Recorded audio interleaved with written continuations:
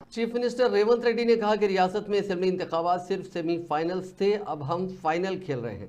Semifinal में हमने बांग्लादेश को हराया था, यानी केसीआर को शिकस्त दी थी। अब हमें पाकिस्तान की टीम यानी नरेंद्र मोदी की टीम को हराना है।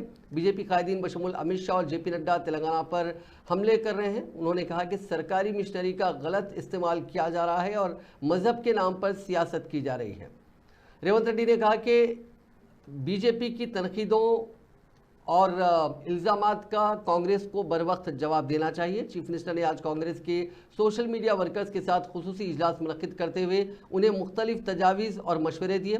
इस मौके पर अपने खिताब में चीफ मिनिस्टर ने कहा कि भगवान मंदिर में होना चाहिए, अकीदत दिल में होनी चाहिए, लेकिन बीजेपी के कायदीन भगवान को सड़कों पर ला रहे हैं। उन्होंने इल्ज़ाम लगाया कि बीजेपी आरएसएस के नज़रिए पर चलकर मुल्क में मुख्तलिफ तबकात को दिए जाने वाले रिजर्वेशन को ख़त्म करने की साजिश कर रही है। మళ్ళీ లేచి అందరి సెలవులు క్యాన్సిల్ అయిపోయినాయి. సైనికులకు యుద్ధ వాతావరణం యుద్ధ మేఘాలు కమ్ముకున్నప్పుడు సైనికులకు అందరికీ సెలవులు రద్దు చేసి అందరినీ సరిహద్దులకు రమ్మంటారు. అవునా? మీకు కూడా అందరికీ సెలవులు రద్దు అయిపోయినాయి. ఇక అందరు మీరు వచ్చి డ్యూటీ ఎక్కాల్సిందే. ఎక్కడోళ్ళక్కడ ఎక్కడికక్కడ అప్రమత్తంగా భవిష్యత్ కార్యాచరణ తీసుకొని ముందుకు వెళ్ళాలి.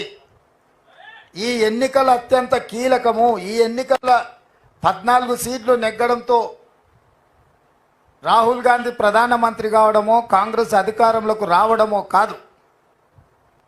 75 ఏళ్లలో 50 ఏళ్ల పైన మనమే అధికారం ఉన్నాం. రాహుల్ గాంధీ గారు ముత్తాత, నాయనమ్మ, నాయన అందరు ప్రధానమంత్రి పదవులు చూసారు. స్వతంత్రం వచ్చినప్పటి నుంచి సొంత ఇల్లు లేకుంటే ప్రభుత్వ బంగళాలనే ప్రధానమంత్రులుగానే వాళ్ళు ఉన్నారు. వాళ్ళకి పదవి కొత్త కాదు. కానీ ఎన్నికల గెలుపు ఎందుకు కీలకం అంటే ఈసారి బీజేపీ వాళ్ళు అడుగుతున్న 400 సీట్లు వస్తే రాజ్యాంగంలో సమూలమైన మార్పులు తీసుకొచ్చి రిజర్వేషన్లు రద్దు చేయాలని కుట్ర జరుగుతుంది. వాళ్ళు గతంలో త్రిపుల్ తలాక్ కావచ్చు,